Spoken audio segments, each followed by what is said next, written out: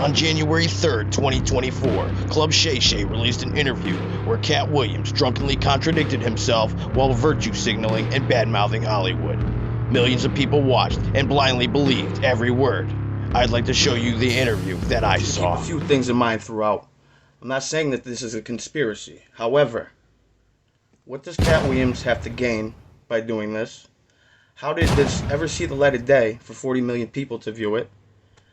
And have you ever heard of the cover-up being the conspiracy? Maybe they give you a peek over here so you don't notice what's going on over here. Not saying that this is the case.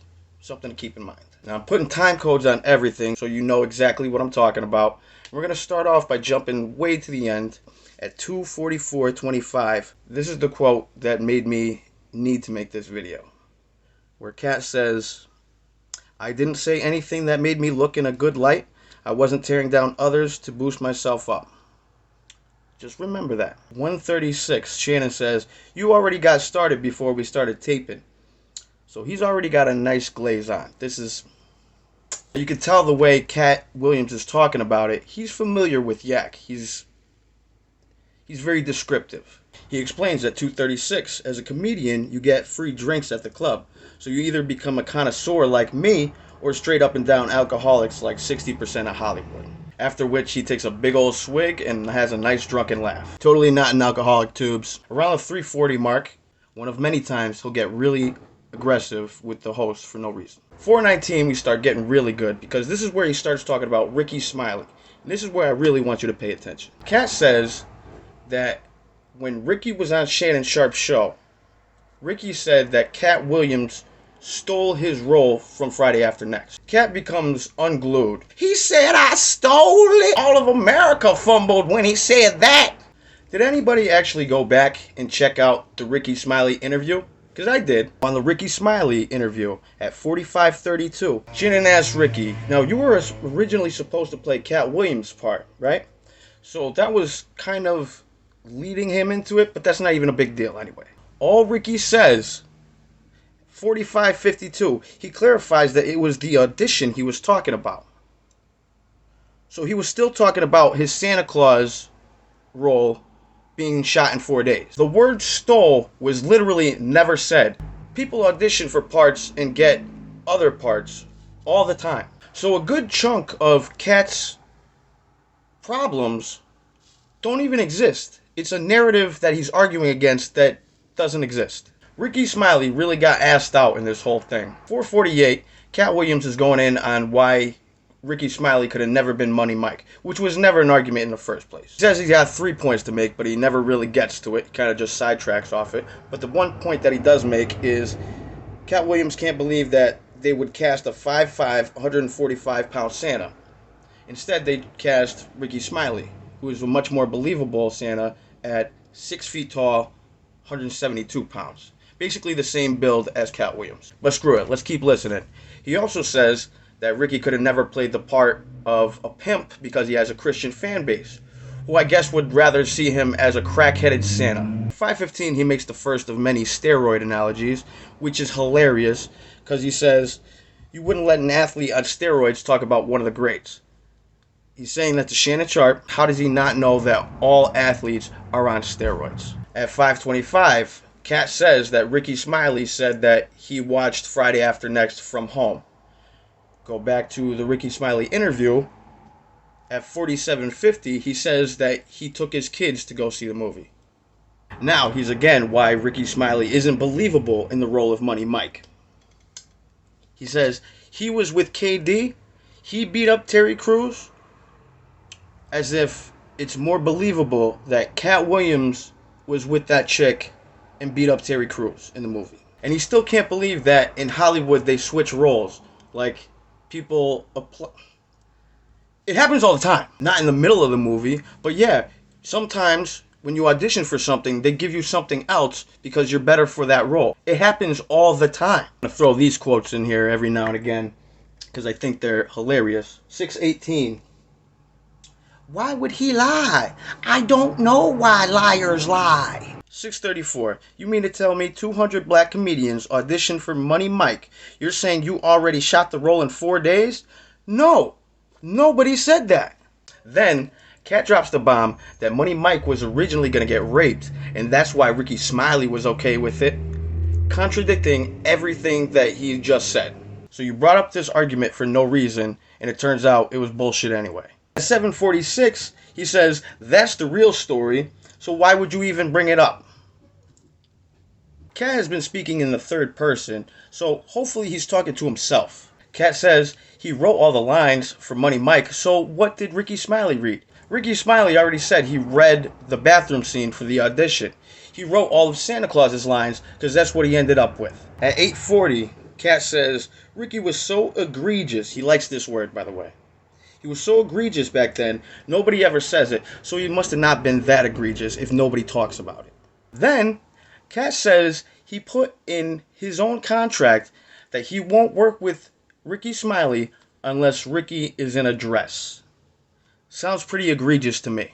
Also, seems like it got a lot of pull for somebody who was blackballed in Hollywood. And how does that make you any better than the executive producers that you keep telling are putting a black man down and putting him in dresses? How does that make you any better?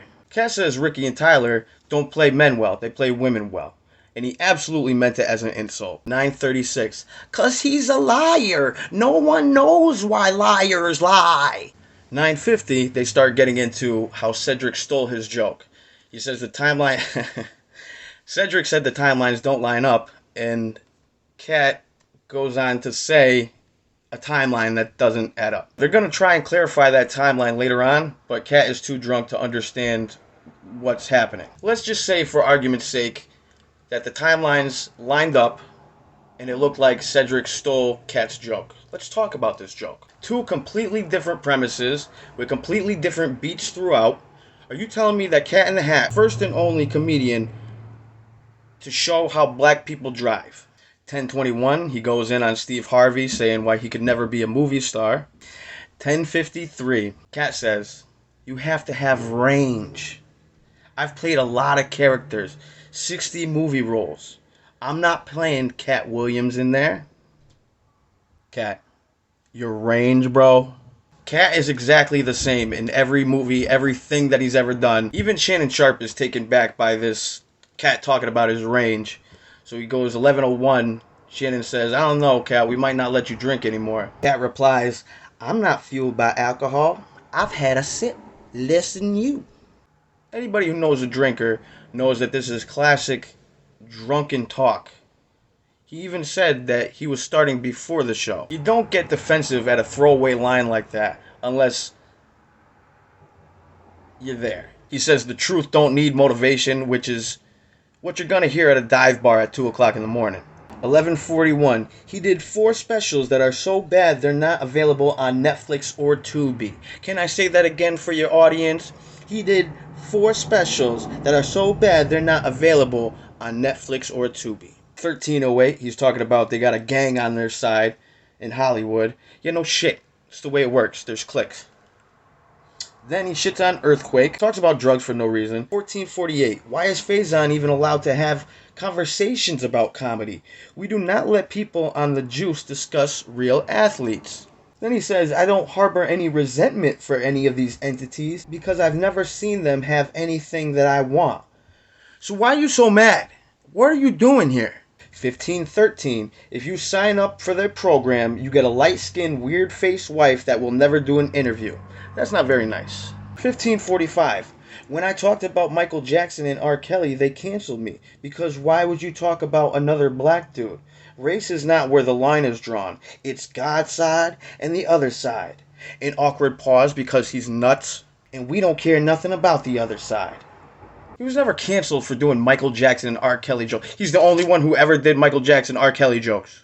16:17. All lies will be exposed, and those who choose to take it the wrong way know why they take it the wrong way. Which is classic drunken, fumbling, vague statements that mean nothing.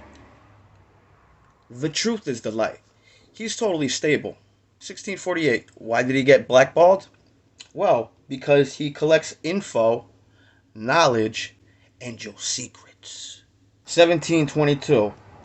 Very humble. He says, you ain't gonna make me the villain, not the guy that raises black children, never done a hard drug in his life. He brings it up as much as he can. and don't have no stories of doing nobody dirty. Don't you have it in your contract that Ricky Smiley can't be in a movie with you unless he's in a dress? 1827, he starts getting mad at Shannon Sharpe. Shannon says, why didn't anybody set the record straight? Katt says, you were supposed to ask them. How was I supposed to know? Because no one has ever heard what they said before. But we're all supposed to just believe you, even though you've never heard of actors switching roles.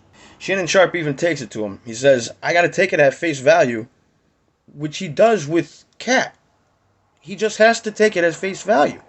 Now, Katt has no response because Shannon is right, so Katt just decides to shit on Steve Harvey again. At 21:53, Katt makes another weak sports analogy and demonstrates how much liquid confidence he's got by getting into a 3-point stance against Shannon Sharpe and calling him boy boy. Shannon responds, wow.